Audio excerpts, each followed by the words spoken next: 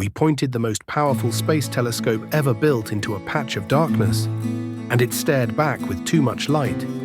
Too many galaxies, too early. Not aliens, not magic. Just a quiet, scientific problem.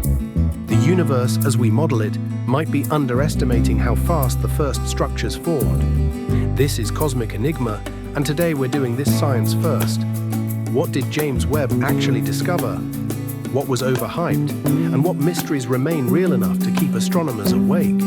Before we talk about the strange part, we need the one detail that makes Webb different. Webb doesn't just see far, it sees in infrared. And that matters because the early universe is running away from us. As space expands, light stretches. Wavelengths get longer, and the most ancient starlight, light that left galaxies billions of years ago, arrives to us shifted into infrared. That shift is called redshift. So when Webb looks into darkness, it isn't just looking across distance, it's looking across time. Now here's where the story gets interesting. When Webb's first deep images were released, scientists didn't just see pretty pictures. They saw data, and they immediately started asking, how far away are these galaxies? How early are we seeing? Early on, many distance estimates were photometric. That means you infer a galaxy's distance by measuring its brightness through different filters. It's fast, it's powerful, but it can be fooled. Because dust can change colors, because certain kinds of stars can mimic age, because gravitational lensing can make faint objects look bright, and because at extreme distances, small modeling choices can cause big differences. So the first thing Webb gave us wasn't a single answer, it was a flood of candidates. And some of those candidates looked impossible. You may have seen headlines like, Webb found galaxies too massive, too bright, too mature for the early universe. What does that mean in plain language? It means some objects looked like they had already formed a lot of stars, fast, like they'd built up mass earlier than our typical simulations would predict. And if that were universally true, it would pressure our assumptions about the timeline of galaxy growth. But here's the science-first truth. Candidates are not confirmations. In astronomy, the first pass is often about finding the most interesting targets. The second pass is about verification. And verification usually means spectroscopy.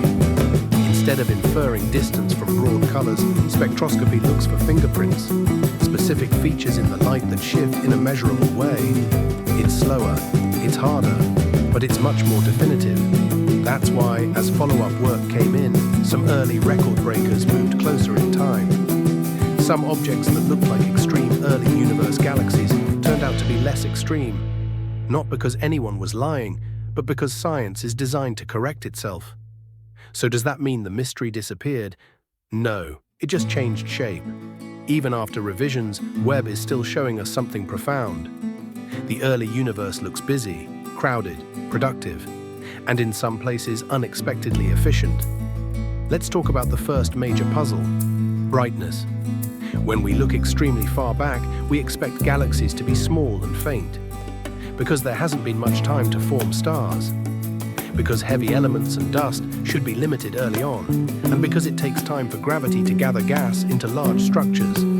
Yet Webb has found many high redshift galaxy candidates that appear surprisingly luminous. And in astrophysics, bright is rarely a simple number. Brightness can mean more stars, hotter stars, different star populations, less dust than expected, or lensing that amplifies the signal. So the question becomes, which explanation dominates? Possibility 1, we underestimated how quickly the first stars ignited.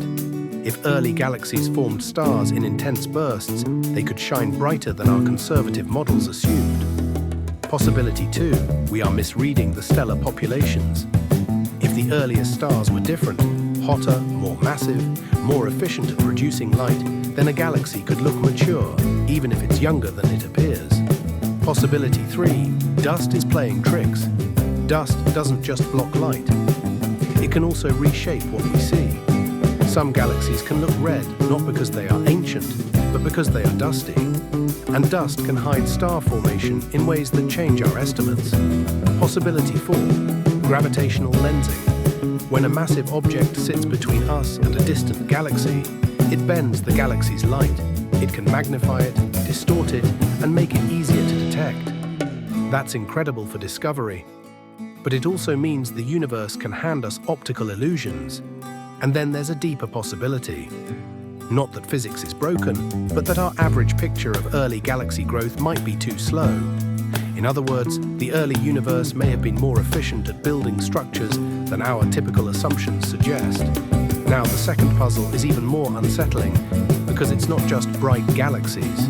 It's the existence of strange populations, objects that are compact, very red, sometimes appearing almost too dense. Researchers have discussed unusual classes of early universe objects that don't fit neatly into older categories. Some of them may be dusty starburst galaxies. Some may be galaxies with older-looking stellar populations than expected. Some may be a mix of effects that we're still untangling. And that's the key phrase, still untangling. Because Webb is not a single experiment. It's a machine that keeps observing. And every month, the sample grows. The statistics improve, and the arguments become more precise. So what is Webb really doing to astronomy? It's forcing a painful kind of honesty. For years, our models of the early universe were based on what we could barely see. We extrapolated, we filled in gaps, we built simulations that matched the data we had. Webb is now illuminating the part of the timeline where those extrapolations were most fragile. And it's revealing that the early universe may be less empty and less simple than we assumed. But here's the science-first guardrail. If you ever hear, Webb proves everything we know is wrong, be skeptical. What Webb usually does is something subtler and more important. It tells us which assumptions need updating, how quickly gas turns into stars, how early dust forms, how light escapes from early galaxies, how selection effects bias what we detect, and how gravitational lensing is shaping the discovery space.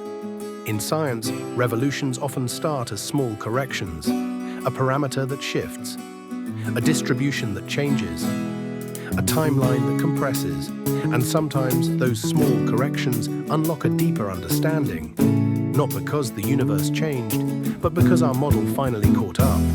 So here's the real enigma. We built a telescope to see first light, we aimed it into darkness, and the first thing it revealed is that the darkness was never empty. It was full of galaxies, full of structure, full of stories we hadn't learned how to read. And the most haunting part is this. If the early universe was already crowded, then the next question isn't just how galaxies formed, it's what else is hidden in that ancient light. If you want the next episode, I'll cover a space mystery that still refuses to die, the wow signal, what we know, what we don't, and what modern science thinks it really was. Until then, stay curious, stay precise, stay awake.